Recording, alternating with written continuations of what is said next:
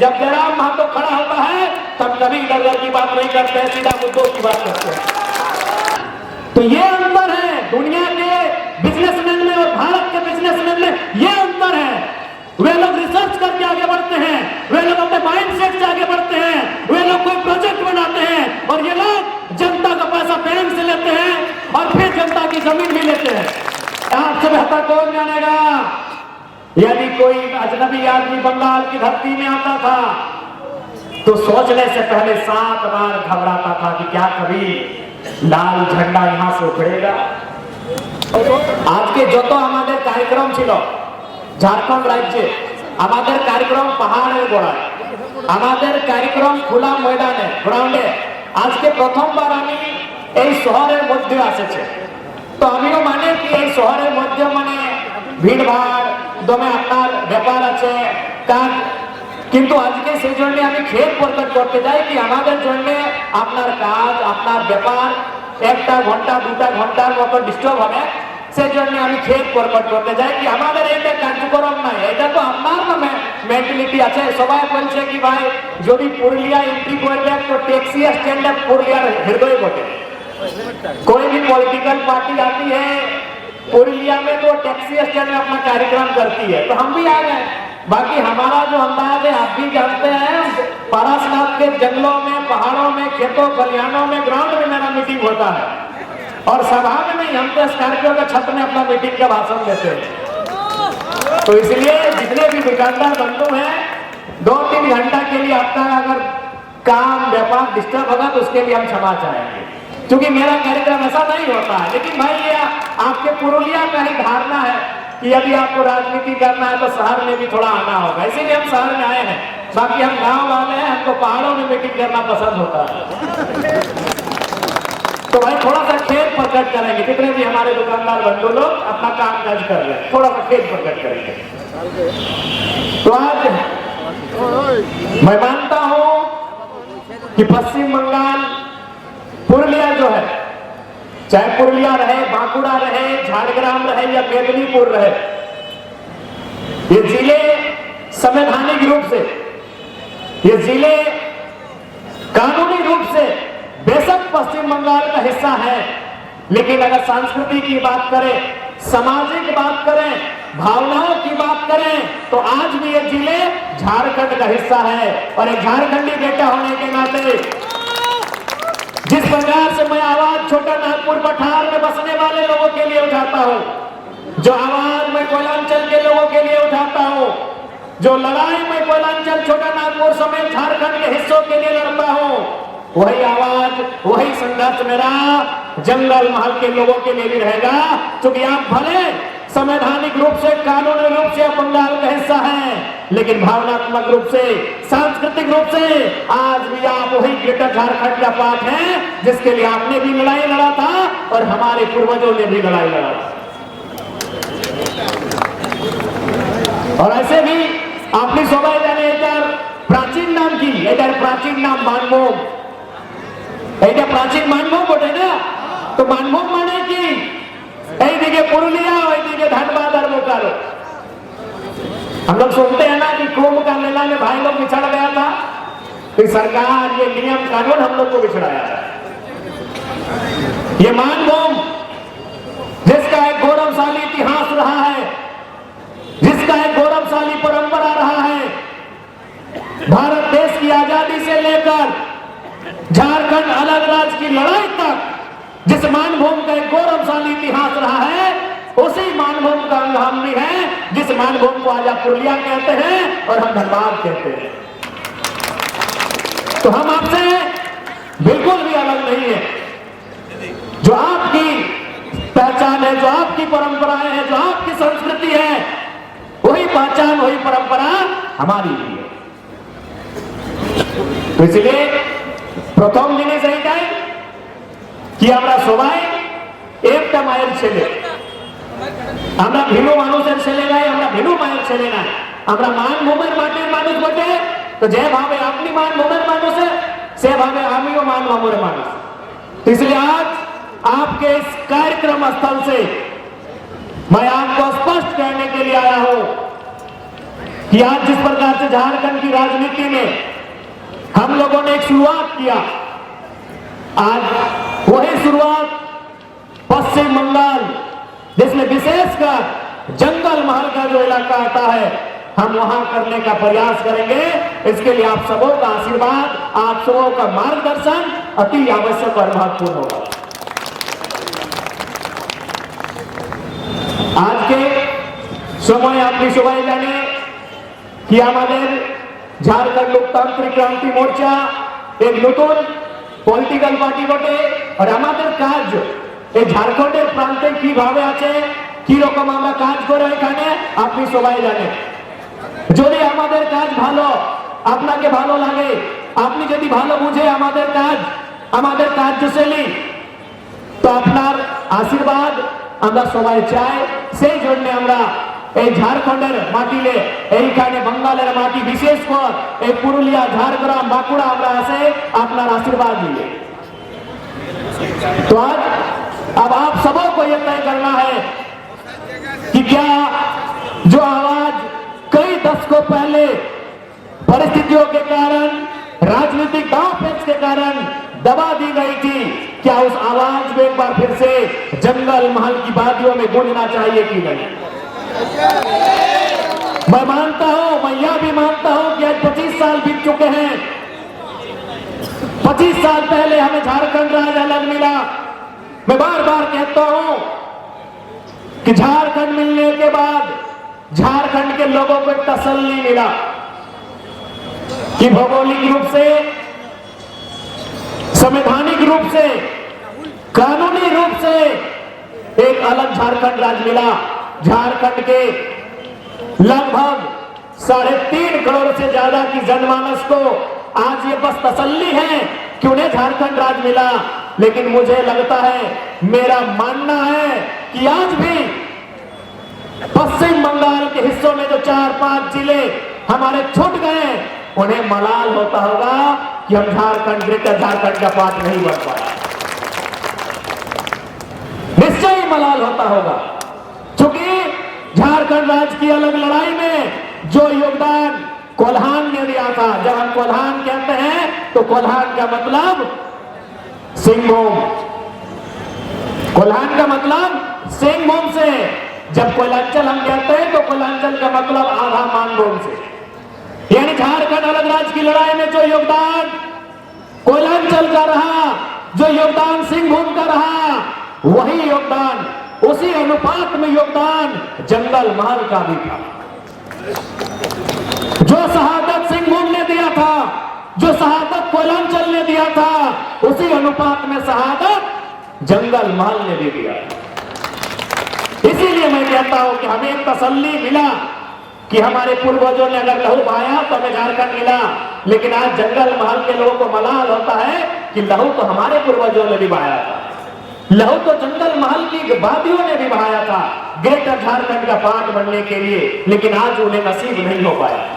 तो इसलिए आज वर्तमान की जो सरकार, जो तृणमूल कांग्रेस के नेतृत्व में, और फुटबॉल की मशहूर, भले खेलती नहीं है लेकिन बार बार बोलती है खेला हमें, ममता दीदी के नेतृत्व में जो सरकार चल रही है, उन्हें अब जंगल महल की वादियों से एक आवाज की गूंज होगी और उन्हें जागने की आवश्यकता होगी कि आज जंगल महल, जो कभी झारखंड बनने का हिस्सा ख्वाब देखा करता था, आज वो जंगल महल आपसे आंख मिलाकर आपके दशकों के कार्यकाल पर सवाल खड़ा करेगा कि आपने जो कार्य कलकत्ता के लिए किया, आपने जो कार्य कालीघाट के लिए किया, आपने जो कार्य हावड़ा हुगली के लिए किया, क्या आपने वो कार्य पुरुलिया के लिए किया है? ये सवाल जंगल महल के लोग करेंगे, ये सवाल पुरुलिया के लोग करेंगे।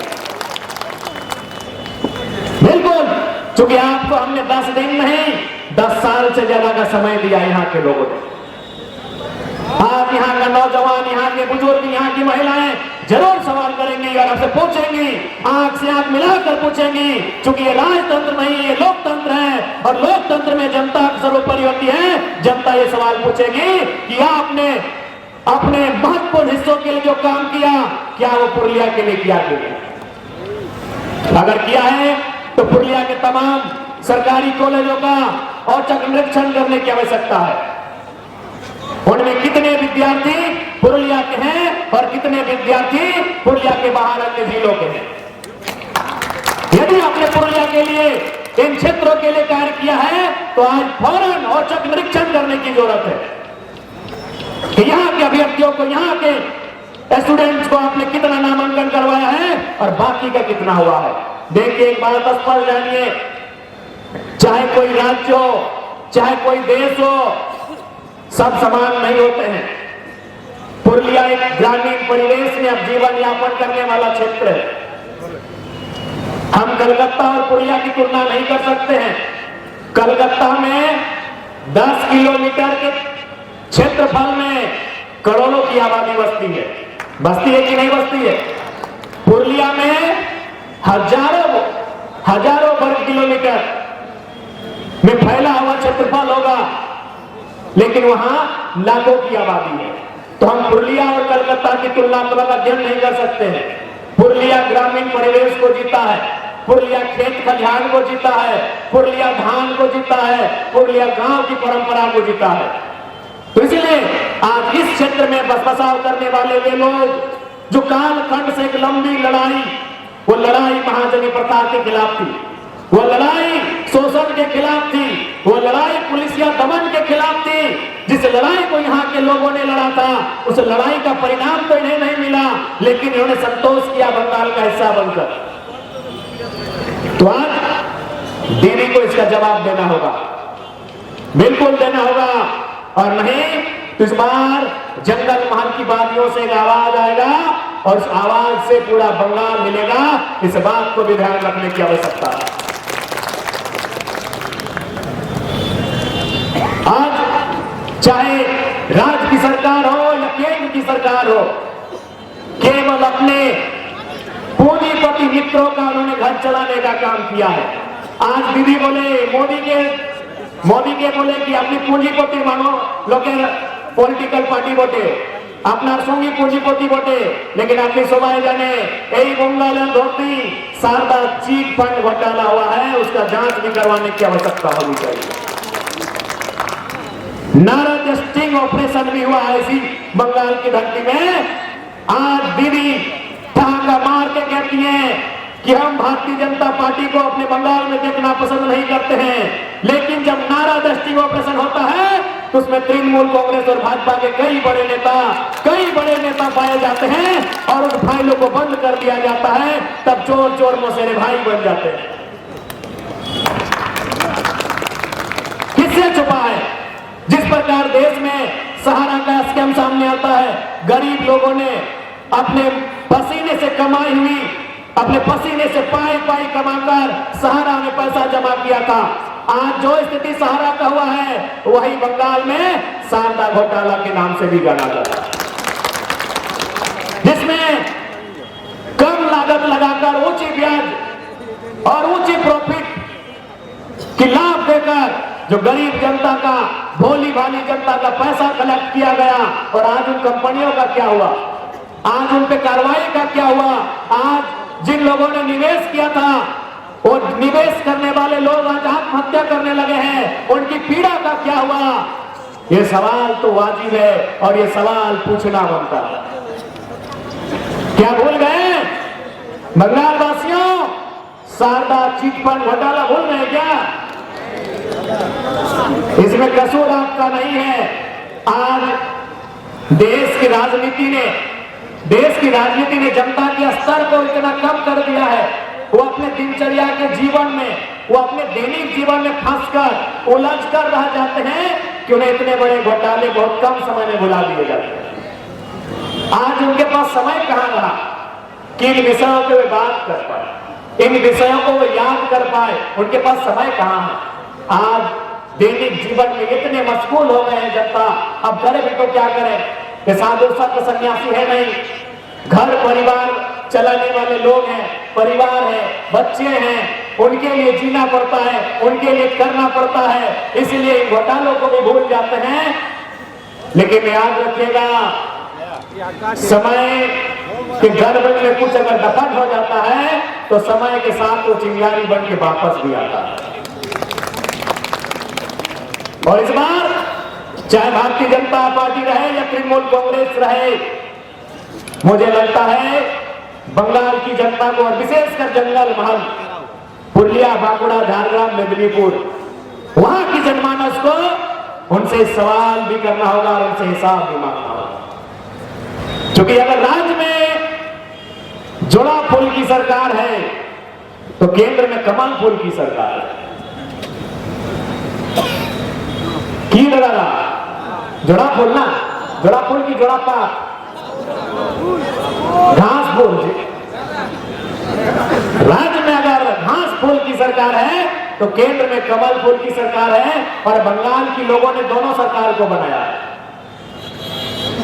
राज्य की सरकार को लगभग 294 विधानसभा सीटों में से 200 सीट दिया है ना, कतो 200। और केंद्र की भी सरकार को लगभग 42, कितना सांसद है आपके यहाँ 42, 17 दिए है ना 17, जिनमें यहां से कौन है ज्योतिर्मय महतो। यानी आपने दिल्ली की सरकार को भी 17 एमपी भेजे हैं। किस लिए? फोटो खिंचाने के लिए? ये मोदी जी के भाषण मानेंगे तो खाली टेबल ठोकने के लिए? क्या है मोदी जी? यहां के मुद्दों को ले जाने के लिए, यहां की समस्याओं को ले जाने के लिए। आप देखिए, मैं बंगाल की तमाम जनता से कहूंगा, आप झारखंड विधानसभा का डिबेट, झारखंड विधानसभा का डिस्कशन देखिए। जब जयराम महतो खड़ा होता है तब कभी इधर की बात नहीं करते हैं, सीधा मुद्दों की बात करते हैं। हमने 4 सेशन में भाग लिया है। आप चारों सेशन में किसी भी कार्यक्रम को मेरा जाके देखिए, झारखंड विधानसभा के टीवी से निकालकर, हमने ना कभी इधर उधर की बात नहीं किया है। हमने सीधा झारखंड के मुद्दों की बात को किया। तो आज केंद्र को भी हमने, बंगाल के लोगों ने 17 एमपी दिया है। तो कह दिया है भाई, कह दिया है। मैं हमारे धनबाद बोकारो वाले कोयला का कमीशन लेते हैं, इधर वाले बालू का कमीशन लेते हैं क्या? बंगाल में कोयला नहीं है, कोयला सब झारखंड वाले हम लोग ले गए, धनबाद बोकारो वाले कोयला ले गए। इसीलिए आप लोग को बोले थे कि अलग नहीं होना है। अब आप लोग अलग हो गए तो हम क्या करें? तो क्या जिस प्रकार हमारे धनबाद के लीडर्स कोयला पे कमीशन लेते हैं, क्या बंगाल वाले केवल बालू में कमीशन लेने के लिए यहां से चयन होकर गए हैं? और नहीं गए हैं तो जनता के मुद्दे कहां हैं? केंद्र की सरकार को भी इसका जवाब देना होगा और राज्य की भी सरकार को। चूंकि भारत एक लोकतांत्रिक देश है और लोकतांत्रिक व्यवस्था कब करवट लेगी ये कोई नहीं कह सकता। एम्बुलेंस को थोड़ा बढ़िया से रास्ता दे दीजिएगा। लोकतांत्रिक व्यवस्था कब करवट लेगी ये कोई नहीं कह सकता है।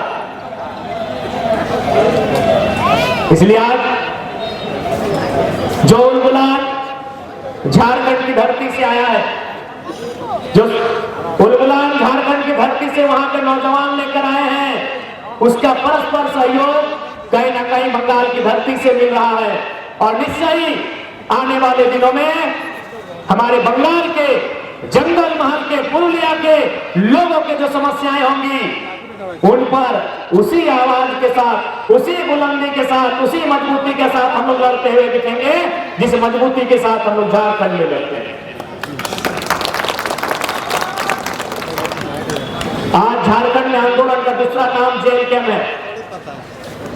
किसी को कुछ होता है तो उन्हें पहले जेल कैंप को याद करते हैं, वो भले सरकार की पार्टी के क्यों ना रहे, क्योंकि उन्हें भी मालूम है अगर संघर्ष के लिए कोई आगे कदम बढ़ाएगा तो जेल कैंप के लोग बढ़ाएंगे। इसलिए आज बंगाल पुरुलिया के टैक्सी स्टैंड से यहाँ के जनमानस को ये साफ शब्दों में कहना चाहेंगे, जो तो जने एखाने এসেছে আপনি সবার আমি এইটাই গল্প করতে চাই কি এবার এই বঙ্গালের সমীকরণ, এই বঙ্গালের যে পরিস্থিতি আছে, এই যে রাজনৈতিক স্থিতি পরিস্থিতি, এই স্থিতিকে চেঞ্জ করবার দরকার আছে। কেন চেঞ্জ করবার দরকার আছে? না পলিটিক্যাল, भारत एक पॉलिटिकल कंट्री है, यहाँ हर एक चीज राजनीति से रिलेटेड है। ये हर एक चीज राजनीति से प्रभावित है। और यदि हम राजनीति को नहीं समझेंगे, यदि हम राजनीति में अगर सुधार नहीं लाएंगे तो हमारे जीवन में सुधार नहीं आएगा। हम मानते हैं क्योंकि बंगाल एक कल्चरल आइडेंटिटी रखने वाला स्टेट है। हमारे जो लोग यहाँ पर हैं, इनकी विभिन्न प्रकार की मान्यताएं हैं, विभिन्न प्रकार की आस्थाएं हैं, विभिन्न प्रकार की धार्मिक मान्यताएं, धार्मिक आस्थाएं हैं।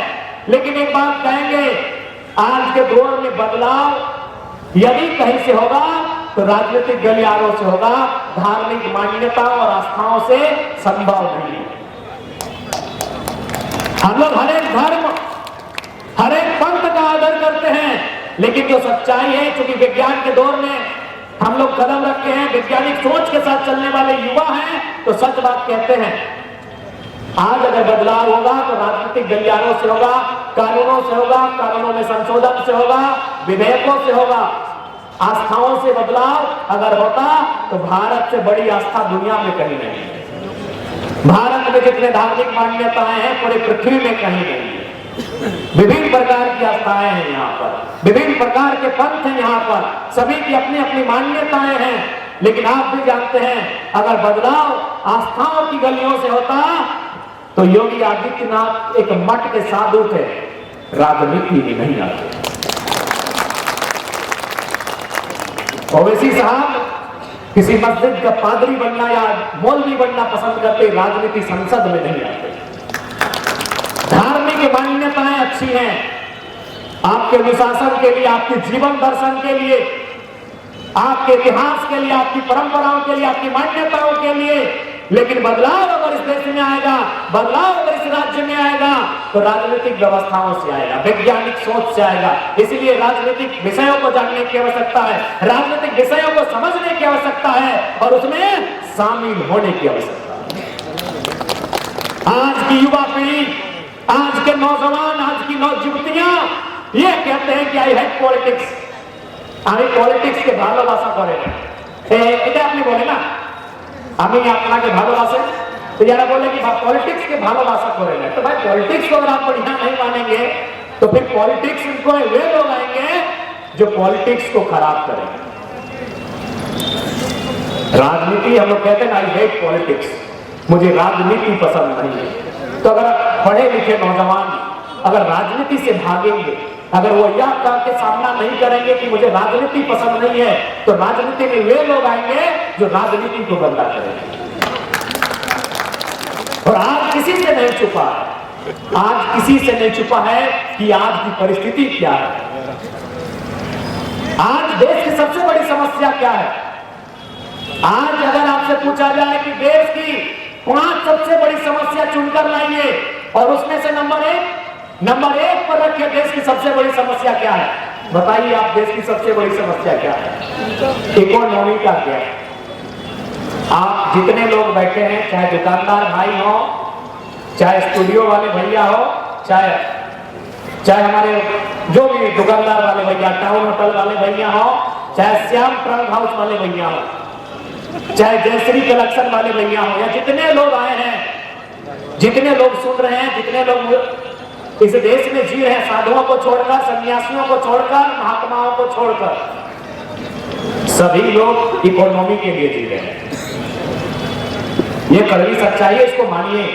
यहाँ बैठा हर एक शख्स, ये जो बगल में वर्दी वाले पुलिस वाले भैया हैं, अगर इनको हम कह रहे हैं कि सरकार आपको वेतन नहीं देगी, तो ड्यूटी करेंगे? नहीं करेंगे। इन दुकानों में जो भाई लोग झाड़ू पोछा का काम कर रहे हैं, अगर मालिक कह दे कि आपको वेतन नहीं देंगे, वो काम करेंगे? नहीं करेंगे। यानी एक आम व्यक्ति, चाहे आम व्यक्ति रहे चाहे खास व्यक्ति रहे, वो जीता है इकोनॉमी के लिए। और देश की सबसे बड़ी प्रॉब्लम है इकोनॉमी का गैप। अब तो आंकड़े आपके सामने हैं कि हमारे देश के 1% अमीरों के पास इस देश की 50% पैसा है। सबसे बड़ी समस्या है आज इस देश की सबसे बड़ी समस्या है आर्थिक असमानता। यदि आर्थिक समानता होती तो आधी समस्या ऐसे समाप्त हो जाएगी। वो किनके कारण है? किनके कारण है? राजनेताओं के कारण। किनके कारण है? ब्यूरोक्रेट्स के कारण। यदि आज अडानी साहब अवैध रूप से अपना वर्चस्व स्थापित कर रहे हैं तो अपने दम पर नहीं, राजनीतिक पार्टनर मोदी जी और उनके नेतृत्व में काम करने वाली ब्यूरोक्रेट्स के कारण। आप दुनिया के उद्योगपतियों के बारे में जानिए तो उन्होंने पैसा कैसे कमाया। मार्क जुकरबर्ग, क्योंकि सबसे ज्यादा आप उनको जानते हैं, दीदी भी जानती है उनको, क्योंकि मोबाइल में जो वीडियो इनका जाएगा वो फेसबुक में जाएगा। सबसे ज्यादा यहाँ जो लोग बैठे हैं वो किनको जानते हैं? Mark Zuckerberg. क्या काम है उनका? वो अमीर है। किस कारण है? उन्होंने एक सर्च किया है, उन्होंने एक प्रोजेक्ट तैयार किया है, उसका नाम है फेसबुक।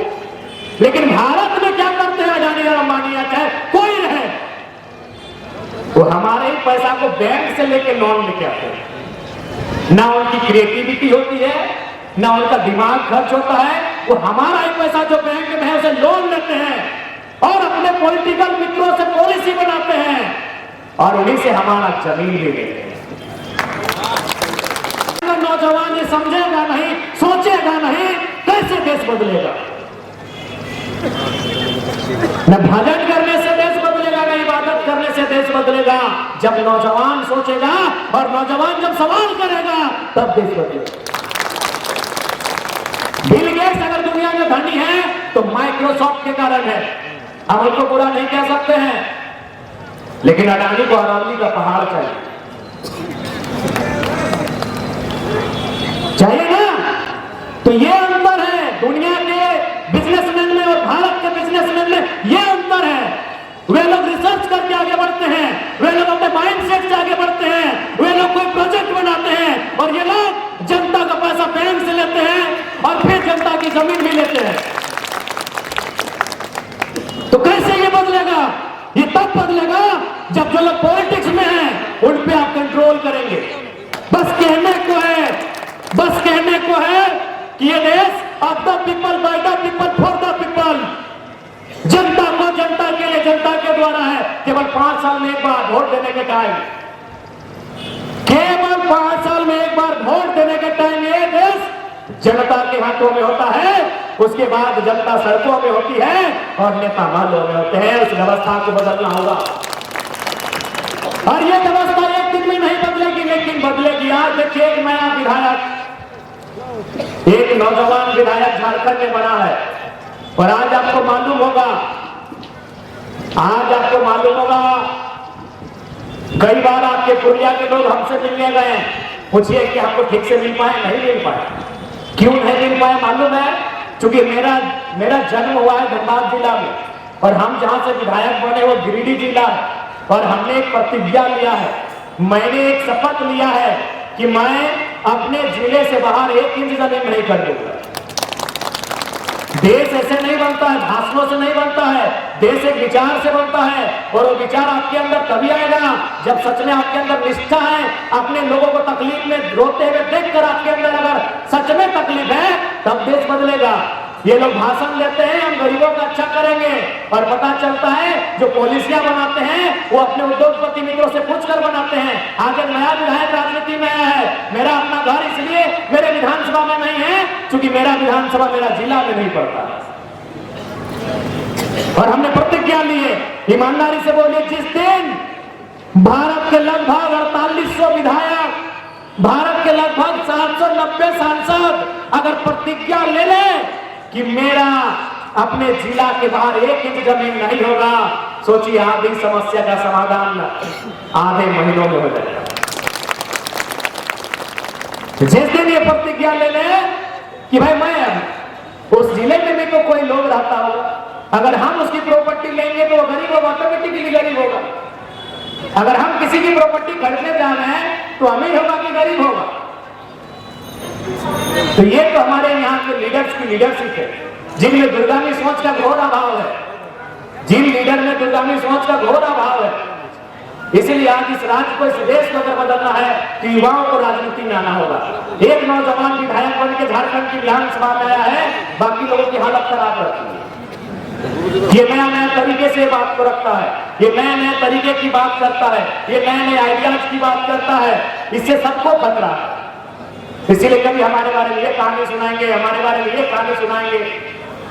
इनको बर्दाश्त नहीं हो रहा कि एक नया लड़का कैसे इतनी जल्दी राजनीति में आया। 20 साल चप्पल घिसता है तब कोई राजनीति में आता है। और ये हमको भी लगता है एक चमत्कार ही हुआ है कि महज 2 सालों में हम सिंगल अपने दम पर और जनता के विश्वास से झारखंड की राजनीति में आए हैं। अब बंगाल की बारी है। इसलिए युवाओं को इसलिए राजनीति में आना होगा। आप राजनीति से भाग नहीं सकते। आप जितना राजनीति से भागोगे ये व्यवस्था उतनी हमसे दूर भागेगी। तो সেই জন্য আজকে যতজন এইখানে আপনি আসেছে আপনার কাছে আমি অনুরোধ করতে যাই कि এবার নতুন পলিটিক্সের দরকার আছে, এবার পলিটিক্যাল চেঞ্জ করবার দরকার আছে, এবার এক নতুন মাইন্ডসেটের দরকার আছে। আপনি রেডি আছেন সবাই? আপনি এই যে যতজন এই ট্যাক্সি স্ট্যান্ডে আসেছে সবাই রেডি আছে? আমি এইটা আশা, এইটা অনুরোধ নিয়ে এইখানে আমরা সবাই আসেছে। और हम लोग उम्मीद करते हैं कि इस बार पूरा बंगाल का तो अभी नहीं कर सकते, लेकिन जंगल महल की बातों से जरूर बदलाव आएगा, यह हम लोग पूर्ण आशा करते हैं।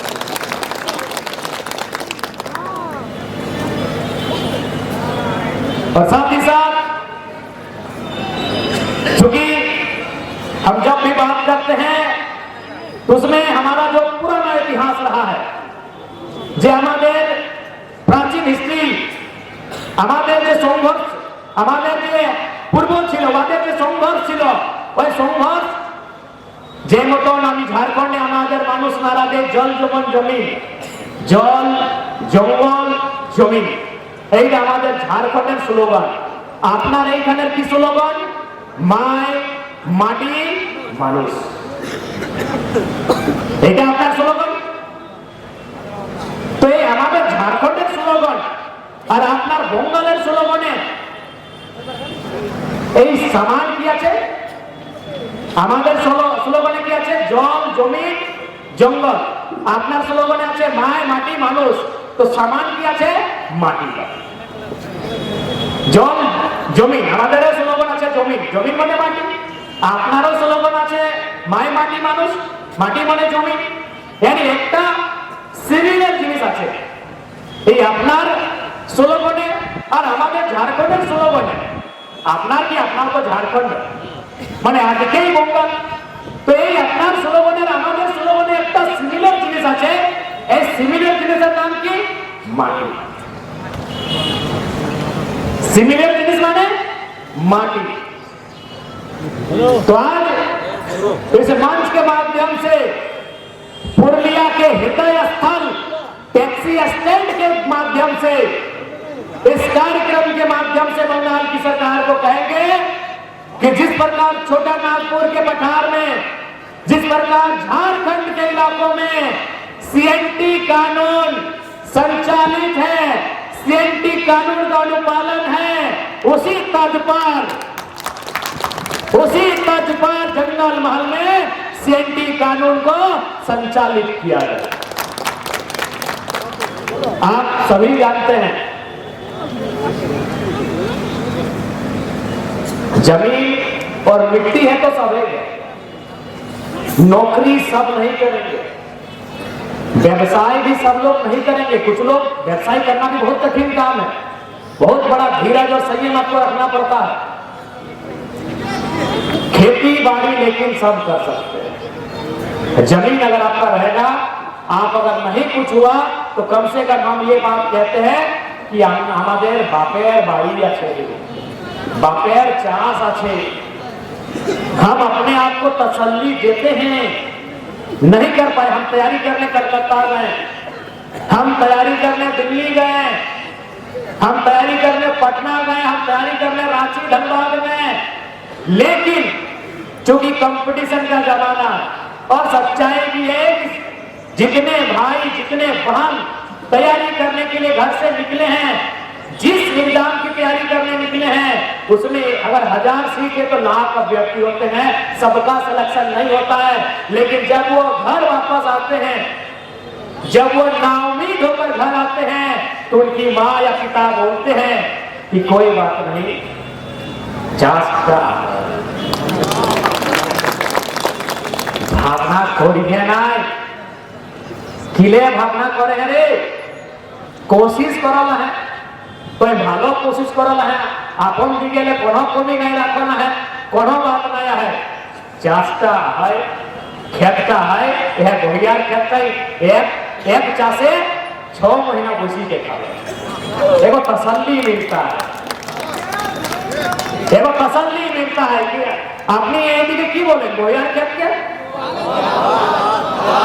बहाल बोले ना, तो एक बढ़िया कनारी के की बोले, कनारी बोले ना, और बाइट के बागे बोले, और हीर के हीरे बोले ना, गुड्डू बोले ना।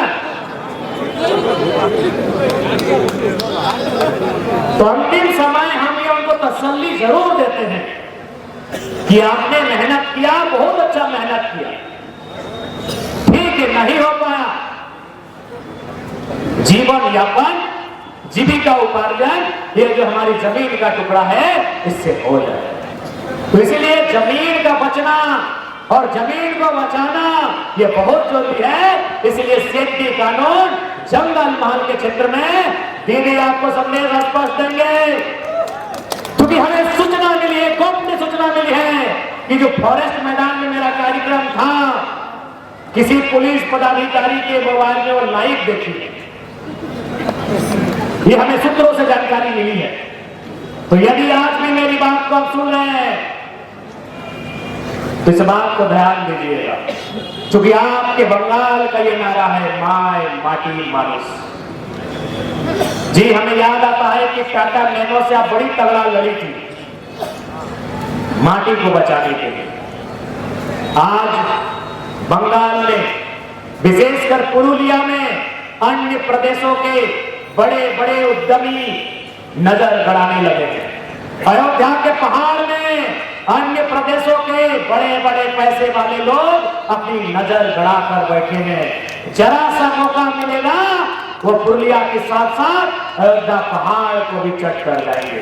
इसलिए माय माटी मानुष, जो माटी आपका स्लोगन है, उसे बचाने के लिए जो पूर्व में जब झारखंड बंगाल का हिस्सा था, जब बिहार बंगाल का हिस्सा था, और उस समय जो व्यवस्थाएं थी, जो परंपराएं थी, और फिलहाल जो भी झारखंड में व्यवस्था और परंपरा है, सीएनटी कानून, वो आपके इस पठारी क्षेत्र, छोटा नागपुर पठार से जो सटा हुआ इलाका है, जिसे हम जंगल महल का प्रांत कहते हैं, वहां उसे इंप्लीमेंट और उसे सुचारू रूप से संचालन करने की आवश्यकता है। यह आपको कहना चाहिए।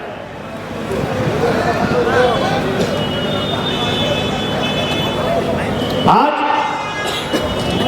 जिस उम्मीद के साथ यहाँ के लोगों ने बारी बारी से दिल्ली में कभी कमल फूल तो कलकत्ता में कभी जोड़ा फूल को चुनने का काम किया है, आज उन फूल वालों की जवाबदेही बनती है कि यहाँ के लोगों के आंखों में धूल ना झोंके।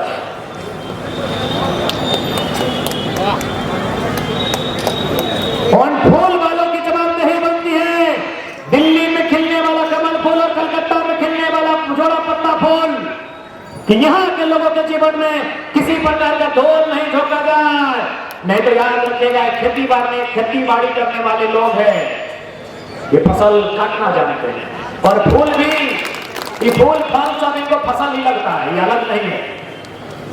फूल फल धान सब फसल ही है, इनके लिए फसल ही है, इस बात को याद रखिएगा। और दीदी आप तो बढ़िया जानती हैं, आपसे बढ़िया कौन जानेगा, वो कॉमरेडों की सरकार, वो लाल झंडे की सरकार, अरे आपसे बेहतर कौन जानेगा। यदि कोई अजनबी आदमी बंगाल की धरती में आता था तो सोचने से पहले 7 बार घबराता था कि क्या कभी लाल झंडा यहां से उखड़ेगा, क्या कभी कॉमरेडों की सरकार यहां से हट पाएगी। लोग 7 बार सपने में भी सोचते थे, अगर कोई बिहार का, छत्तीसगढ़, गुजरात का या भारत के किसी हिस्से का आदमी अगर बंगाल आता था, दीदी आपसे पहले तो सोच के भी डरता था क्या लाल झंडा यहां से उखड़ेगा। तो यदि लाल झंडा उखड़ सकता है तो 2 फूल भी उखड़ सकता है। बस ये बंगाल के लोगों की चेतना का विषय है, ये उनकी जागृति का विषय है। इसलिए आपने तो बढ़िया एक इतिहास की आप साक्षी हैं, आपने को जाने भालो खूब भालो अपनी जाने कि red revolutionary government red flagger government की अपनी केमन छुट्टी लिए गया तो आपने तो खूब भालो করে জানে ভাই এই বঙ্গালের মনে ছিল রেড গভর্নমেন্ট ছিল কি না? কত বছর রাজ ছিল আমাদের কন্টিনিউ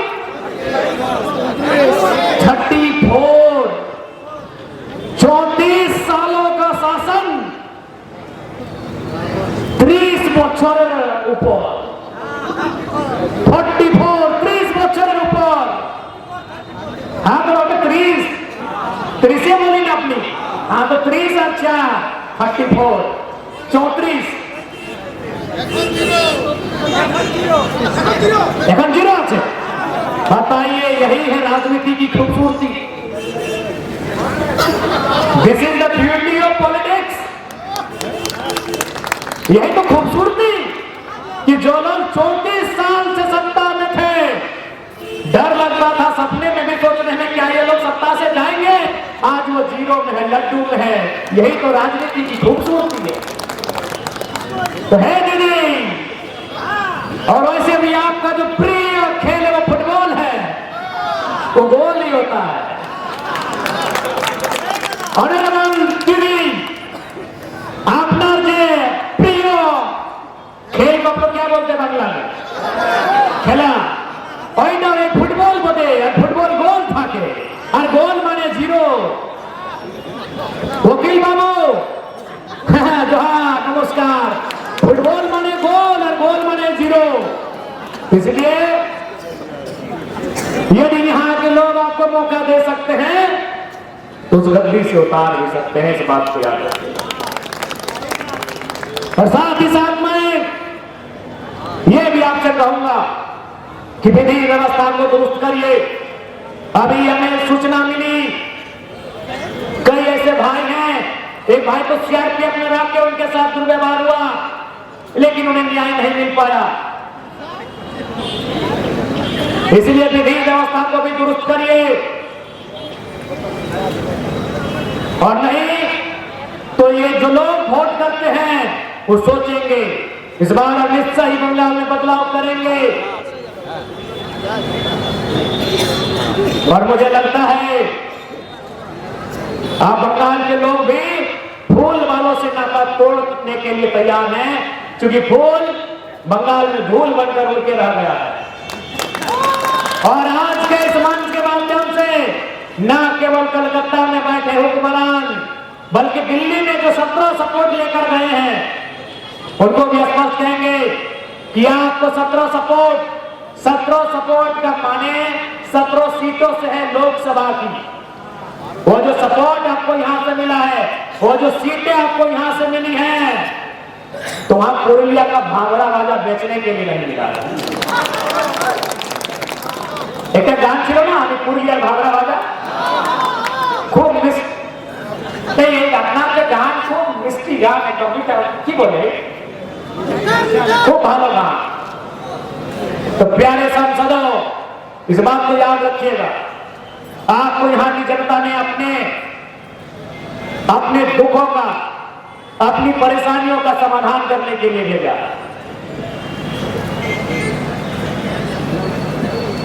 इसलिए आज पश्चिम बंगाल की पावन धरती से शहर के बीचों बीच इस चौराहे से राज्य और देश में जो लोग यहां का प्रतिनिधित्व करने के लिए गए हैं उन्हें स्पष्ट शब्दों में कहेंगे इस बार बंगाल की धरती में एक नया कारवा, एक नया तूफान, एक नया उलगुलान का आगाज होगा। और ये उफान, ये उलगुलान एक नया अध्याय लिखेगा। इस बात को भी आप ध्यान में अपने जहन में रखने का काम करेंगे। और बिल्कुल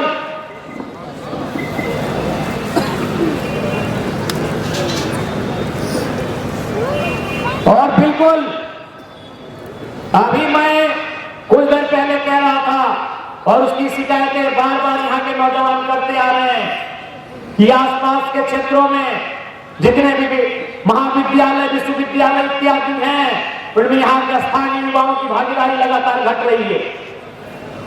तो आपको याद होगा पूर्वोत्तर भारत में जितने भी राज्य हैं वो भी अपने राज्य के विभिन्न जिलों का सामाजिक आर्थिक भौगोलिक सर्वे करने के बाद उनके डेवलपमेंट के लिए उन्हें अलग अलग हिस्सों में बांटते हैं। जैसे आप पूर्वोत्तर के क्षेत्र में जाइएगा तो वहां एक हिल एरिया मिलेगा, एक प्लेन एरिया मिलेगा।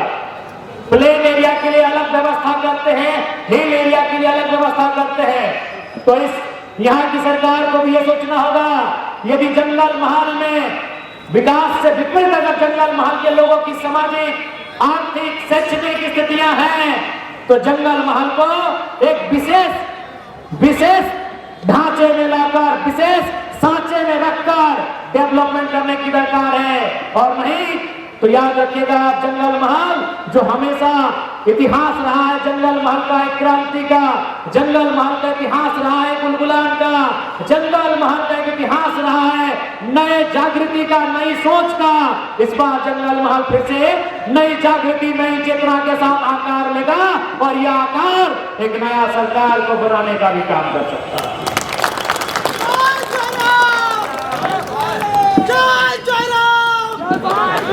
इसलिए यह स्पष्ट एक तरह से कह सकते हैं, साफ साफ और एक तरह से कह सकते हैं एक चैलेंजिंग शब्दों के साथ इस चुनौती को स्वीकार करिए। क्योंकि अब यहाँ के नौजवान, यहाँ की नौजुवतियां, यहाँ के किसान, यहाँ के कामगार आपको जो समय दिया है उन समयों का, आपको जो प्रतिनिधित्व करने का अवसर दिया है उस अवसर का इस बार वो हिसाब मांगने जा रहे हैं। आप वही खाता लेकर तैयार रहिएगा। আমরা সবাই এই আমাদের মানুষ যারা সবাই রেডি আছে আপনা বই খাতা নিয়ে বসবি, আপনার কাছে কি হিসাব আছে এইটা এখানে যতজন আছে সবাই দেখতে যায় कि আপনার কাছে হিসাব কি আছে। हिसाब के लिए तैयार हैं? आपकी सवाई रेडी अच्छे ना? और एक बात कहेंगे जो सबसे महत्वपूर्ण बात है, जो मैं पहले भी कह रहा था, बृहद झारखंड का हिस्सा ना बन पाने का वो मलाल क्या 25 सालों के बाद भी यहाँ के जो भी भाई बंधु हैं, सभी वर्ग, सभी लोग, क्या उनके अंदर बृहद झारखंड को लेकर क्या विचार पनप रहे हैं, क्या विचार पनपते हैं कि आज भी 25 सालों के बाद भी वो विचार आपके अंदर विद्यमान हैं, जिन विचारों के साथ आपके पूर्वजों ने, इस मिट्टी के लोगों ने भी बृहद झारखंड का सपना देखा। हमें लगता है इन 25 सालों में वो लालसा, वो उम्मीद कहीं शिथिल पड़ा है तो कहीं आकार ले रहा है। हमें ऐसा लग रहा है कि 25 साल 2.5 दशकों का एक कालखंड पार हो चुका है और इस 2.5 दशक के कालखंड में शायद सभी लोगों की सोच समान ना रही, लेकिन वह मलाल आज भी आपके अंदर है। ये आपके आंखों से, आपके माथे में जो झुर्रियां हैं, जो चिंता है, जो मलाल है, जो अफसोस दिख रहा है, झलक रहा है, उससे प्रतीत होता है।